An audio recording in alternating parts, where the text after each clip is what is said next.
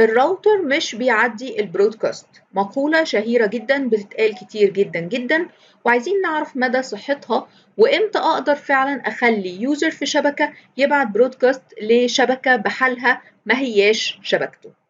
قبل ما ندخل في الموضوع احب افكركم ان النهارده ان شاء الله هنبدأ كورس جديد CCNA 200 301 اونلاين الساعة 8 مساء بتوقيت مصر. اللي عايز يشترك فيه يبعت مسج على الواتساب على الرقم ده او على رسائل الصفحة بتاعة الفيسبوك. عايزين نشوف لو يوزر هيبعت برودكاست لكل الناس في شبكة معينة أو لكل الناس بشكل عام، هل ده ممكن ولا لأ؟ لو فرضنا إن اليوزر دوت 6 ده هو السورس اي بي بتاعنا في المثال اللي احنا هنقوله، فدايما ده اللي هيكون موجود في الخانة بتاعة السورس اي بي. طيب لو الديستنيشن اي بي بتاعي كان 201.1.255، الداتا دي هتوصل فين؟ يا ترى في الشبكة اللي أنا فيها بس، ولا في الشبكة اللي هناك، ولا لكل الناس؟ هنلاحظ إن ده البرودكاست بتاع الشبكة 201.1 بالذات. ليه عرفنا كده؟ لأن ده آخر اي بي في الشبكة دي بناء على النتورك اي دي والبرودكاست السبنت ماسك اللي قدامنا. فاللي هيحصل دلوقتي إن الداتا فعلا هتطلع من دوت 6 وهتوصل لكل الناس اللي في الشبكة 201.1 حتى الراوتر.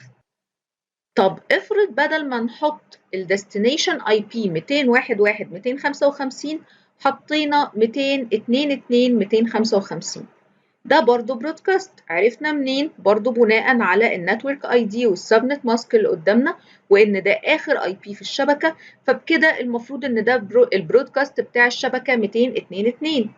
الشبكه 202.2 موجوده برضو في الراوتينج تيبل بتاع الراوتر بتاعنا، وبالتالي الراوتر لما بيلاقي الديستنيشن اي بي رايح للشبكه دي بيقدر ان هو يعمل لها فوروردنج.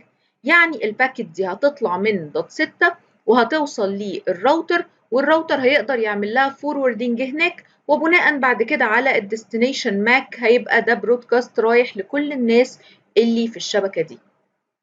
يبقى كده ده برودكاست قدر ان هو فعلا يطلع من اليوزر ويوصل للراوتر والراوتر يعديه.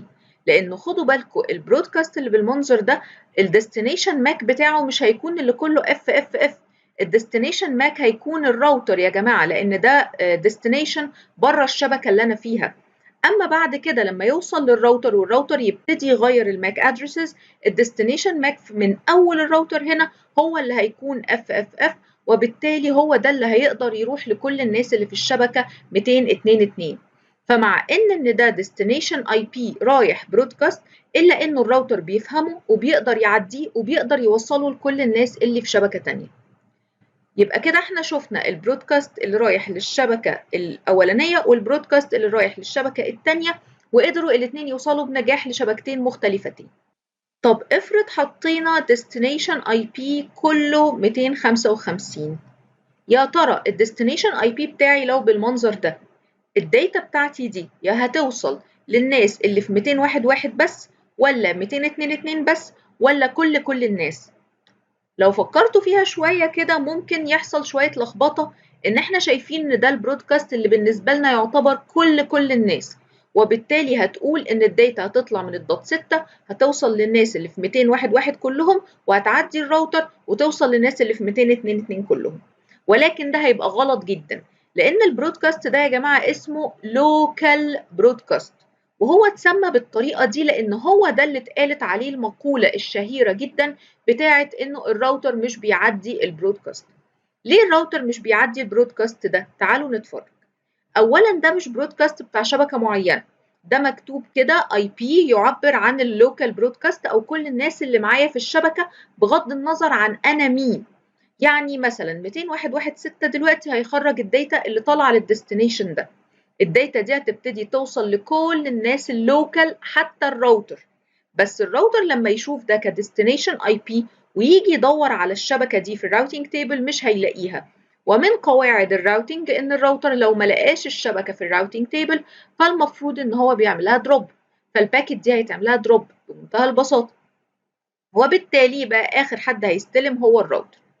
مش بس كده، انت لو قلت ان الداتا دي مش طالعه اصلا من 201.1.6 ولتكن مثلا هتطلع من 202.2.6 يعني من اليوزر اللي هناك ده، فبرضو بنفس الديستنيشن هتطلع من ال 200.226 وهتوصل لكل الناس اللي في الشبكة 200.2.2 حتى الراوتر، بس مش هتعدي الراوتر. خدتوا بالكم من مفهوم اللوكال برودكاست؟ ان الداتا بتطلع تروح للشبكة اللي طالع منها الداتا. يعني لو الداتا طالعة من 200.226 ففي الحالة دي بتوصل لكل الشبكة 200.2.2. لو الداتا طالعة من 201.1 يبقى في الحالة دي بتوصل لكل الناس اللي في الشبكة 201.1.